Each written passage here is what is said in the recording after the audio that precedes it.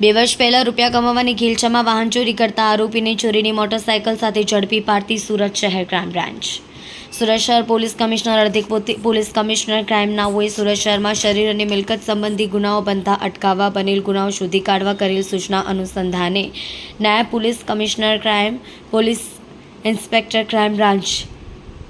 Police station Surat શહેરના માર્ગદર્શન હેઠળ ચેઇન સ્નેચિંગ સ્કોડના પોલીસ સબ ઇન્સ્પેક્ટર તેમની ટીમના માણસો સાથે વર્કઆઉટમાં હતા। દરમિયાન મળેલ બાતમી હકીકતને આધારે કાપોદ્રા કારગિલ ચોક પાસે શિવનગરના ગેટ પાસેથી સત્યમ ઉર્ફે ભોલુ દિલીપભાઈ મેઘજીભાઈ ઘોરી ઉંમર 21 ધંધો બોર્ડ બેનર બનાવવાનો રહેવાસી 148 શિવનગર સોસાયટી કારગિલ ચોક પાસે કાપોદ્રા સુરત શહેર મૂળ રહેવાસી શુભાવડ તાલુકો તળાજા જિલ્લો ભાવનગર નાની કાળા કલરની નંબર પ્લેટ વગરની સ્પ્લેન્ડર મોટરસાયકલ કિંમત ₹48,000 ના મત્તાના સાથે ઝડપી પાડી કાયદેસરની કાર્યવાહી કરવામાં આવેલ છે।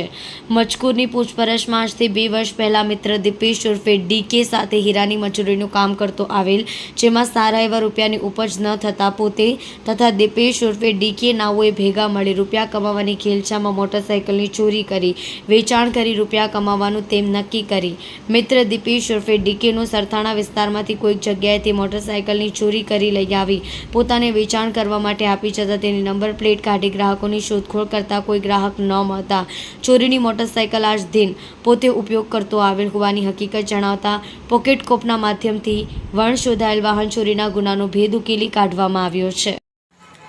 કલ્પેશ રાણા સાથે જોતા રહો ન્યૂઝ 9 ગુજરાતી, સુરત।